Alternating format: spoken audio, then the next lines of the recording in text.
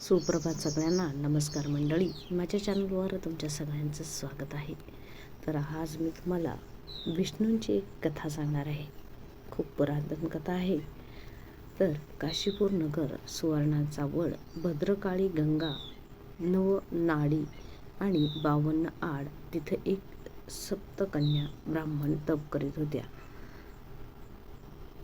काय करतो आणि सकाळी उठतो, स्नान संध्या करतो, विभूतीचे लेपन करतो, टिबोटी लंगोटी घालतो, खांदी कुऱ्हाड घेतो, वनात जातो, वनाची फळं आणतो, त्याचा उत्तम पाक करतो, त्याचे 5 भाग करतो, देवांचा देवाला देतो, अतिथींचा अतिथीला देतो, ब्राह्मणांचा ब्राह्मणाला देतो, गाईचा गाईला देतो, उरलं सुरलं आपण खातो. असं करता करता नख रुपली, बोट खुपली, अंगी रोम वाढले, मस्तकी जटा वाढल्या, 88 सहस्त्र वर्ष तपास भरली. एवढं तप कोणा कारणे करतो? महाविष्णू भेटावा या कारण्या करतो.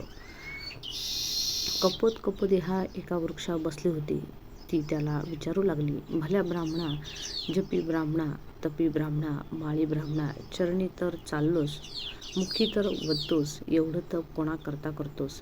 महाविष्णू भेटावा या कारण्या करता शेषशयनी सुवर्ण मंचकी महाविष्णू निजले होते. तिथं घेऊन कपोत कपोती सांगू लागली, काशीपूर नगर, सुवर्णाचा वड, भद्रकाळी गंगा, नवनाडी, 52 आड, तिथे एक सप्तक्या ब्राह्मण तप करीत आहे. काय करतो? सकाळी उठतो, स्नान संध्या करतो, विभूतीचे लेपन करतो, टिंबोटी लंगोटी घालतो, खांदी कुऱ्हाड घेतो, वनात जातो, वनची फळे आणतो, त्याचा उत्तम पाक करतो, त्याचे 5 भाग करतो, देवाचा देवाला देतो, अतिथींचा अतिथीला देतो, ब्राह्मणांचा ब्राह्मणाला देतो, गाईचा गाईला देतो, उरलं सुरलं आपण खातो. असं करता करता नख रुपली, बोट खुपली, अंगी रोम वाढले, मस्तकी जटा वाढल्या, 88 सहस्त्र वर्षे तपास भरले. एवढं तप कोणा करता करतो? महाविष्णू भेटावा या करता.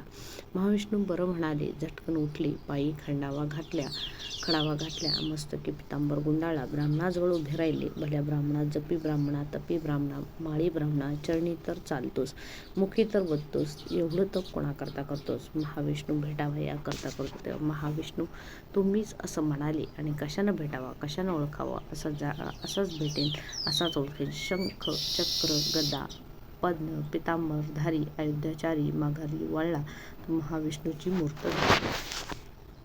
भल्या रे भक्ता, शरणागती, राज्य माग, भांडार माग, संसारीचं मुख माग, राज्य नको, भांडार नको, संसारीचं सुख नको, तुझं माझं एक आसन, तुझी माझी एक शेज, तुझी माझी एक स्तुती, कुठं करावं देवावरी भल्या ब्राह्मणांच्या आश्रमी. असं त्याला एक रूप केलं.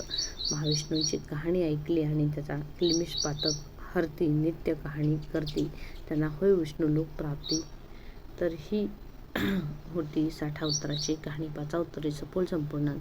तात्पर्य ह्याचं असं की जो धर्माने वागतो, सत्कर्म करण्यात आपले आयुष्य घालवतो, त्याला अखेर देव भेटल्याशिवाय राहत नाही. तर ही होती विष्णूंची कथा. तुम्हाला आवडल्यास माझ्या अश्विनी मराठी स्टोरीज ह्या चॅनलला लाईक, शेअर, सबस्क्राईब करायला मात्र विसरू नका. भेटूया नेक्स्ट व्हिडिओमध्ये, लाईव्हमध्ये लवकरच. तोपर्यंत सर्वांना धन्यवाद.